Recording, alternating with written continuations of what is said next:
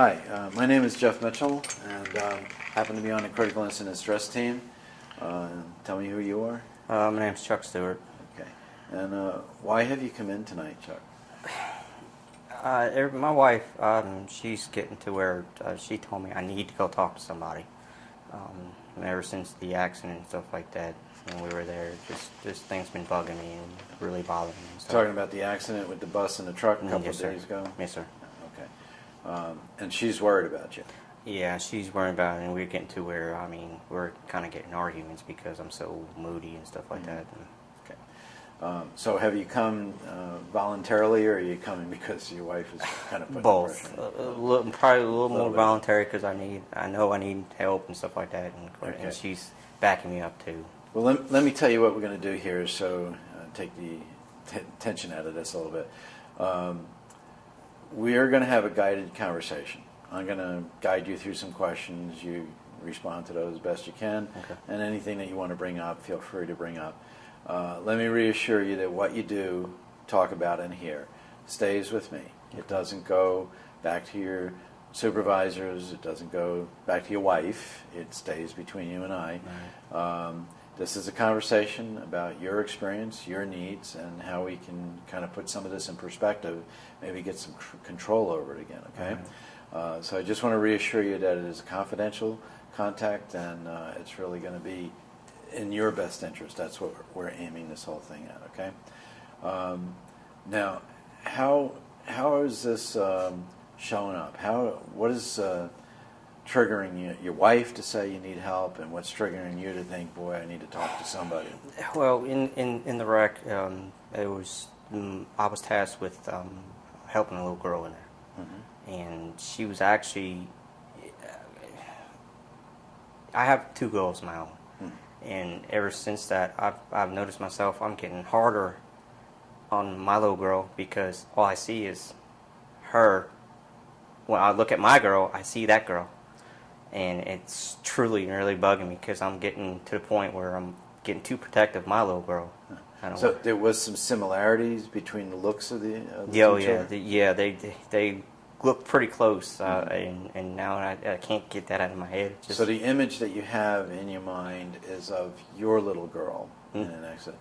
And the way this is coming out is that you're being more controlling, more protective of your child? Is that what you're saying? Yeah, a lot to where me and my wife are getting in fights too. So your wife is starting to say, you got to ease up on your kid. And I can't. It's just you hard. Can't shut it off. I've tried and I can't do it. So you have worry that your own child could be involved in an accident? I mean, every minute of the day, it's like, even when I'm at work, it's like I constantly thinking. It's like I need to know where she's doing, what she's at, and she's safe and stuff like that. And I'm at work, I'm calling my wife on the phone, find out what my daughter's doing and everything And this else. is unusual for you. You don't it's very unusual because I have a good relationship with my little girl and stuff like that. But she's getting to where she's getting angry at me too because I'm being too protective of her. Even your child is saying, ease up that. Yep. Okay. All right. So a bad thing happened. There's a similarity between your child and the child who was involved in the truck and bus crash. And let me reassure you that what you're saying is not unusual. In fact, there's been some work done in looking at emergency personnel, and they tend to be much more protective of their own children than almost anybody else who has kids. So what you're saying is a byproduct of the experience that you just had. I think, in a sense, it probably kind of scared you a bit, like, man, that could be my kid. Yes, that was one of my first instincts after I got my head together on the scene and stuff like that too. So you do have that feeling like this could have been your child, and your brain is going to do that, and that's not abnormal. It's not crazy. I thought it was getting crazy. It's pretty uncomfortable, and it's uncomfortable for your kids, uncomfortable for your wife, and it's pretty uncomfortable for you. But emergency personnel tend to be more protective of their own children than almost any other worker, and that's because emergency personnel see so much bad stuff in the street, and they just kind of take that home in their head and then try to protect their family from all the horror stories that go on there. Other signals of distress that are coming up for you that are telling you that this is a pretty unusual case for you? A little bit of lack of sleep. Lack of sleep. Yeah, some lack of sleep. At work, I'm not the person I used to be Right. at work and stuff like that. And that's one thing I was a little nervous about coming to kind of get help, because I don't want the guys at the firehouse thinking that, you know, I'm less of a firefighter because of this going on too. Yeah, you don't want them to think that you're wimping out. Yeah, exactly. I mean, Right. but I just have true concerns, you know, because Right. little kids and accidents get to me. I mean, but this one really got to me. But if you would scale this on a 1 to 10, with ones being not so bad and this one being really, really awful, with the 10 being the highest, where would you place this one? Right now, this is the worst one, about 8.5. This is 8.5. Yeah, so it's pretty up there. really bad. Yeah. Okay.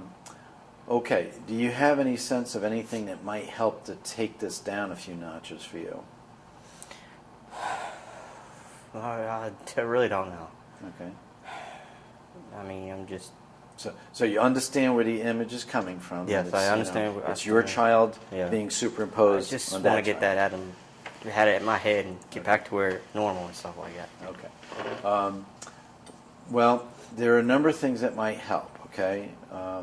Sometimes when people go through a situation like this, they tend to withdraw from their child because it almost scares them, like they're getting reactive like that. I would like you to do the opposite. Spend some special time with this child. Okay. Talk to her a little bit about your anxiety for her, that you worry about her, you don't want terrible things to happen to her, and that this one scared you a bit. She can see that, most children can, as your love for her, your care for her. And then she can understand why Dad's been a little bit hard to deal with lately. So I would suggest that you spend some time with her. Spend a little quality time with her. Tell her about your feelings on this thing.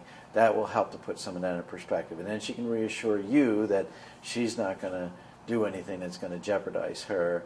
And you could reassure her that you love her very much and you care about her, and that's why you've been kind of a grumpy dad right now. I don't want to be grumpy. What's that? I don't want to be and grumpy. You don't want to be grumpy. I don't want to be so grumpy. I would try that.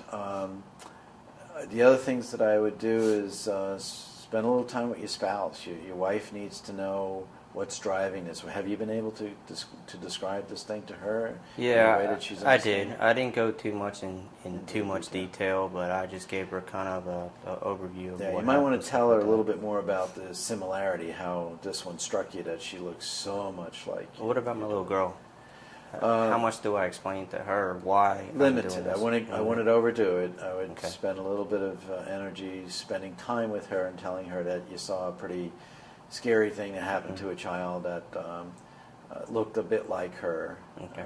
And that's why you're reacting. But I want to get into too much detail. What the children don't need is a whole lot of detail. They need just a little bit of reassurance and an understanding of why you're acting the way you're reacting, and that, with time. And then the other thing I'll tell you is, with time, these reactions tend to start dampening down.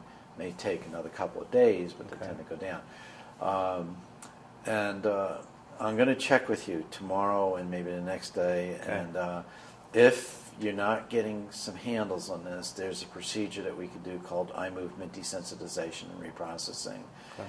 It sounds a little strange, but it uses a moving hand to help your eyes move back and forth. And most people have it done.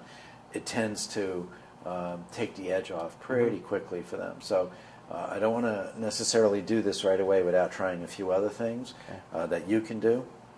But if there's no relief within the next couple of days, I'm going to suggest that you re-meet with me, and maybe we can do this eye movement desensitization, reprocessing, and to get this under control, take the edge off it is what I call it. Again, I want to reassure you that what you're going through is not crazy. It's not abnormal.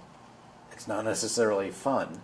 Don't feel It's not comfortable, but it is not an abnormal condition. This is a very common kind of thing, especially among emergency personnel. As I said, they tend to get more protective of their kids as they see more and more horrible things out there in the world. So you're not crazy. You're not abnormal. This tends to go down over time. Let me just ask you this. has there been a decrease in these symptoms since the first day, or has it stayed about the same? The other symptoms, the like the sleep and stuff like Yeah. that, actually has gone down. That's getting a little bit better. But just the images. The images. The images what Right. not. It won't let go. Right, okay. I can't stop thinking about it. And how is it for you right now as we've been talking about this? I feel a little better. I mean, This- I do feel a little better. Okay. And never tell me what I want to hear. Just tell me what's really going on Yeah. with you. So I mean- if I call you and it's not better, I need to know that. Okay. Okay. If sometimes you talk about these things, you go home and you get more dreams, you get more distress. If that should happen, you need to talk again. You know how to connect with me. Okay. So feel free to give a call. Okay. Doesn't matter what time of day or night it is. If you get an issue, question, or concern, it's coming up for you. Give me a call back. We'll Okay. deal with that. I'll call you in the next day or so. Mhm. See how you're doing. Again, if it's not getting better, we have other steps. So Okay. you're not stuck with this. We're going Alright. to get you through this thing. Okay. All right. I just want the images to stop. Yeah, I just well, want a normal relationship again. We kind of dial them down a bit here and try to All right. make that I hope less. you can help. No, I think you're going to be Okay. going to be okay with this. Just know where it's coming from. It's coming out of the love you have for your child. It's Yeah. not coming out of some weakness inside of you. It's what you're feeling about your kid. Yeah, I don't want her. I don't want her to get hurt. No, And and you don't. But she'll understand that, especially if you spend a little bit of quality time with her. Okay.